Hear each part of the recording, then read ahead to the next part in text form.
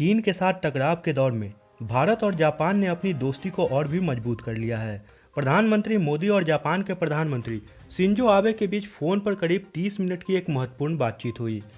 मोदी और आबे के बीच कई प्रोजेक्ट पर सहयोग को लेकर बातचीत हुई। इसमें Mumbai Ahmedabad high speed rail project भी शामिल है। दोनों देश कोरोना के बाद नई दुनिया के निर्माण में मिलकर अपना योगदान देना चाहते हैं ताकि दोनों देशों के नागरिकों की मदद की जा सके। फोन पर हुई इस बातचीत का सबसे महत्वपूर्ण बात सैन्य सहयोग को लेकर हुई। भारतीय सेना और जापान की सेल्फ डिफेंस फोर्सेज के बीच जबरदस्त सहयोग का समझौता हुआ है। दोनों देशों को उम्मीद है कि इससे इंडो पैसिफिक क्षेत्र में शांति स्थापित होगी और कई आक्रामक समीकरण बदलेंगे।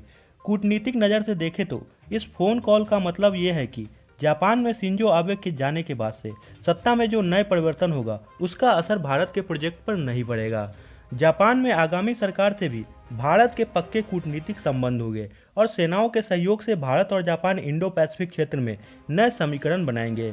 इस बातचीत से पहले पूर्वी चीन सागर में चीनी युद्धपोत की बढ़ती घुसपैठ से परेशान जापान ने भारत से सहयोग बढ़ाने का भी प्रस्ताव दिया है।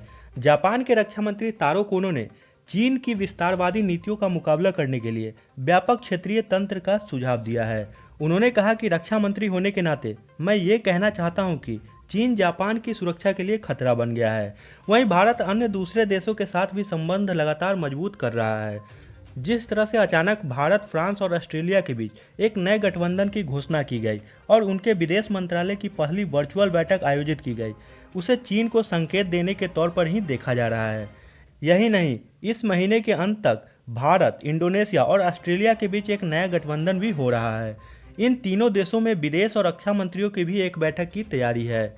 हाल ही के दिनों में अमेरिका और भारत के अलावा ऑस्ट्रेलिया वो तीसरा देश है जो चीन के आक्रामक रवैये के खिलाफ खुलकर बोल रहा है।